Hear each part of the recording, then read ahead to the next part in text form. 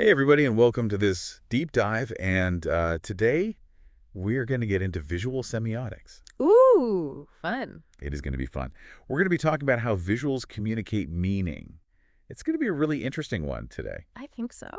So have you ever, looked at an image and been like, whoa, what is going on here? Or how does this make me feel this way? All the time. Yeah, like how does this evoke this feeling, or how is this ad making me want to buy this thing that I don't need? Yeah, exactly. I mean, that's semiotics in action, right? Yeah, yeah. So that's kind of what we're going to get into today. And our source material is so interesting. I was reading through it and I was like, oh my gosh, there's like so many different aspects to semiotics. Yeah, it can be applied to so many things. Yeah, and like even thinking about like Sinead O'Connor when she tore up that picture of the Pope. Oh, yeah, that was a big one. That was a big one. What was going on there? Well, I mean, that semiotics, it's symbolism and it's conveying meaning through a visual act. Right. And it's like so multi-layered too, because it's like there's the surface level of like she's tearing up a photo, but like what does that photo represent and like all of that. Exactly. Yeah, there's so many layers to unpack there. Yeah, and like even something like when we see like a car commercial. Oh yeah. And it's like someone driving a car down like a beautiful, like winding road on the coast or something. Mhm. And it's like, I don't even need a car. Right. You don't need that car, But but I want that car. but you want that lifestyle. Yeah. Yeah. So it's like, how are they doing that? You know? That's the power of visual semiotics. They're very good at what they do. They are. They're good at their jobs for sure.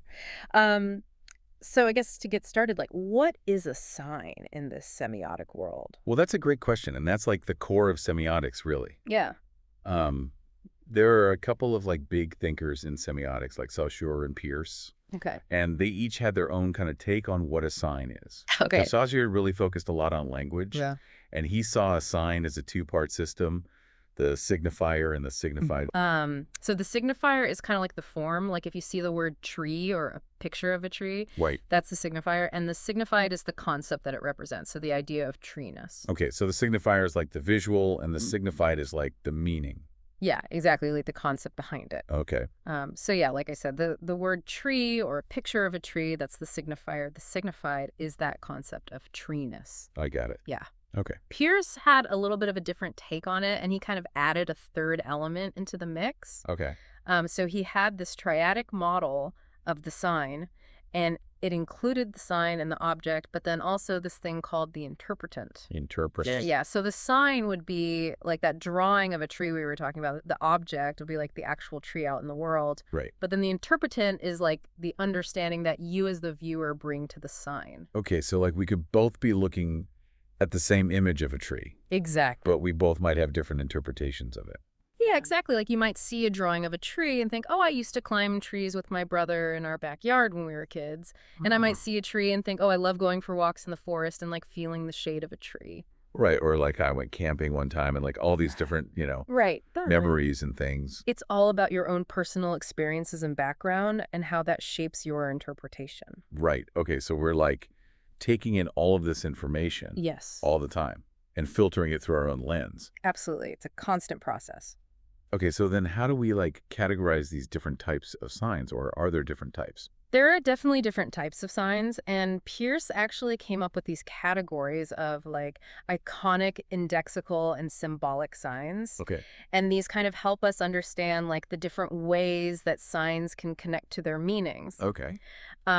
So iconic signs are probably the easiest to understand because they like resemble the object they represent. Okay. So like a photograph of a person or like even just a simple emoji, like a smiley face. Right. Those are iconic signs. Gotcha. Indexical signs are a little bit different. They point to something else. Okay. They kind of indicate its presence. So like if you see smoke, there's fire or Yeah. like a footprint in the sand, it means that somebody walked there. Oh, that makes sense. Okay. Yeah, so it's kind of like a cause and effect relationship. Got it.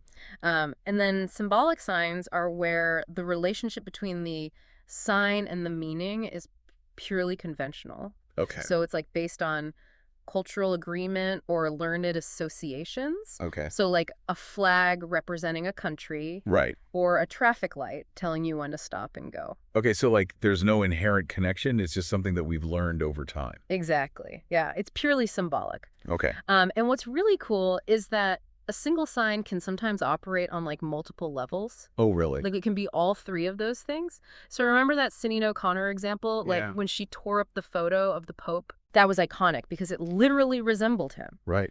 It was indexical because it kind of pointed to his existence as like a real person, like this fessor of authority. Okay.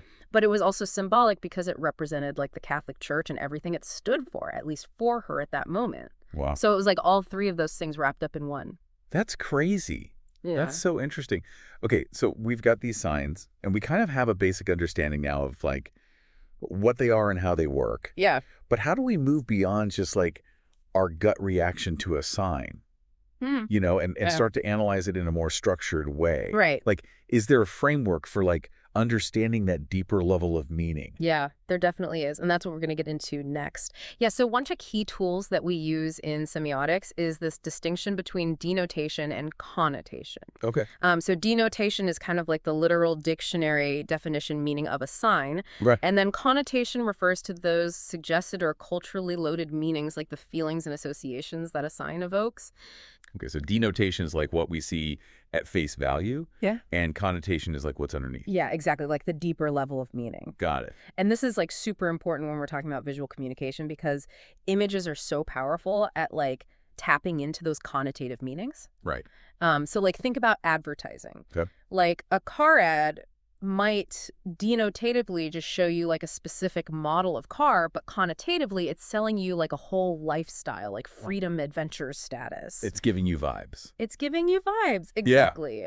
So yeah, they're trying to make you associate like those feelings and those concepts with the product. It's like they're planting these little seeds in our minds no. without us even knowing it. Subliminal message. Yeah, and then we're like, oh, I need that car, even though it's like way out of my price range. Exactly. It's crazy. Yeah. Okay, so we've got these different types of signs. Yes. We've got denotation and connotation. Mm-hmm. But how does all this actually like play out in the real world? Right. Like, how do those chains of signification actually work? Well, you can think of it kind of like a domino effect. Okay. Like one sign triggers a thought, which then leads to another thought and another. Right. And it creates this like cascade of associations. Okay. So like, let's take an example. Let's say you see a rose. Okay. Seeing that rose might make you think of romance, Okay. which might then make you think of your first date. Oh. Which might then make you think of a particular song that was playing that night and so on. Oh my gosh, yeah. So each sign is like a link in the chain, and it leads to this like really complex network of meanings. Our brains are working overtime. They are. We're constantly processing signs and making connections. That's wild. Okay, so it's not just like those personal associations. Right. It's also about cultural codes, right? Yes. Like the different cultures have different ways of interpreting signs. Exactly. Right. Yeah, so like, for example, in Western cultures, white is often associated with purity and innocence. Right. But in some Eastern cultures, it's associated with, oh, wow, that's interesting. So the same sign can have like very different connotations depending on the cultural context. It's like you need a guidebook You kind of do, yeah. to understand the visual language of different cultures. Yeah, like a semiotic travel guide. Yeah. That's a great idea, actually. That would be cool. Yeah. Okay, so these codes can be like really subtle Oh, yeah. and complex, right? For sure. Like, think about film. I There are codes for, like, shot types, editing techniques, lighting, even the way actors use body language and facial expressions. Right. All of these elements are working together to create meaning. Wow. Yeah. It's like a whole secret language that filmmakers are using Exactly. to like tell stories and evoke emotions. Yeah, and once you start to become aware of these codes, Yeah. you start to see them everywhere. Oh, totally. Yeah, it's like a whole new world opens up. Yeah, and you can start to like question things and be like, wait a minute, why did they use that shot? Right. What are they trying to tell me? Exactly. You become a more conscious viewer. Okay, so understanding visual semiotics isn't just about like analyzing images. No. It's about understanding how those images shape our perceptions, Absolutely. our beliefs, our behavior. Sure. Yeah, it's about recognizing that power that images have to influence us, Right. to persuade us to tell stories. Okay, this is blowing my mind. You know, right? Like I'm rethinking everything I thought I knew about images. It's a whole new way of seeing the world. Okay, so before we get too carried away, Yeah. let's go back to that question about signals. Okay. Like, can something like a stoplight really be considered communication? Right. That's a good question, and it's something that semioticians have been debating for a long time. Okay. Some people argue that communication requires intention, like a deliberate attempt to convey meaning. Right. So, like, a stock light is designed to control traffic flow. Right. So that would count as communication. Okay. But like a random footprint in the sand, Yeah. while it's a sign that somebody walked there, there wasn't necessarily any intention behind it. Right. So it might not be considered communication. So it's not just about, like, the receiver getting the message. Right. It's about the sender's intent to send that message in the first place. Yeah, that's one way of looking at it. Okay. But other people argue that meaning is always created in the mind of the receiver, Okay. regardless of the sender's intention. So they focus more on the act of interpretation, Okay. like the process of making sense of signs, Got it. whether those signs were like deliberately sent or not. So even if there's no intention behind a sign, Right. we can still get meaning from it Exactly. based on our own experiences. Yeah, it's all about interpretation. Wow. Okay. So then what about, like, animal communication? Right. Like, they don't use language in the same way we do, Yeah, but they definitely communicate with each other, they do. right? Like through body language, Yeah, vocalization sense. for sure. So even though they're not intentionally sending messages, we can still interpret their behavior as a form of communication. Absolutely. Wow. It's getting deep. I know, right? Okay. So then there's this whole other area called biosemiotics, Yes. which is like, This is where it gets really interesting. yeah, like cells communicating Yeah. with each other. So biosemiotics explores the idea that even cells within our bodies are constantly communicating. What? Yeah. That's crazy. I know. So it's like happening at every level. It is. It's happening all around us all the time. Mind blown. Yeah. It's pretty amazing. Okay. I think I need a break to process all this. Yeah, let's take a moment. All right. So we're back. And we've talked a lot about visual semiotics, We have. all these different signs and codes. Yeah. But, like, why should we even care? Right. That's the big question, isn't it? Yeah, like, why does any of this matter? Well, I think one of the most important things about understanding semiotics is that it can make you a more conscious consumer of visual information. Okay. You know, we're just bombarded with images every single day.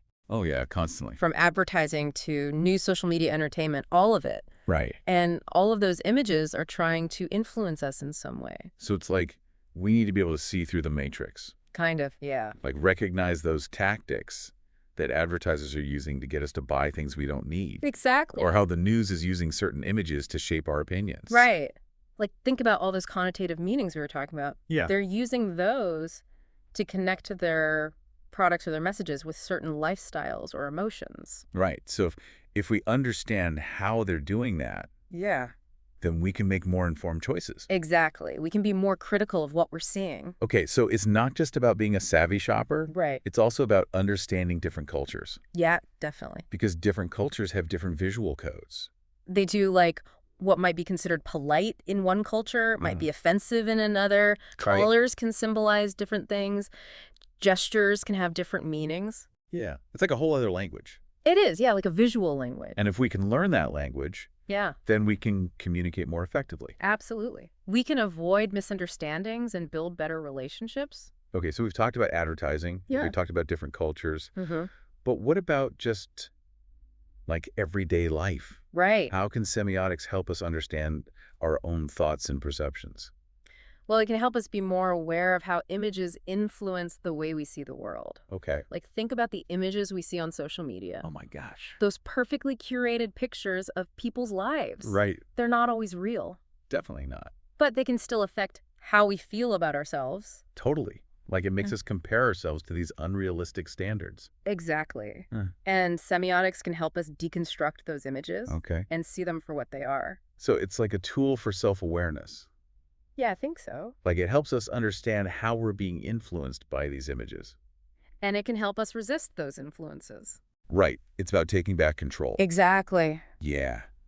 Wow. This has been so eye-opening. I'm glad. Like I'm looking at the world in a whole new way. That's the power of semiotics. Yeah. So listeners, Yeah. I hope this deep dive has given you a lot to think about. Me too. And I encourage you to start paying more attention to the images you see every day. Yes. Be more mindful of those signs and symbols. Think about those denotative and connotative meanings. What are they trying to tell you? What emotions are they evoking? And how does it make you feel? Yeah, and remember, there's no right or wrong answer. It's all about interpretation It's about having a conversation with the image. and making your own meaning. So stay curious and keep decoding. Absolutely.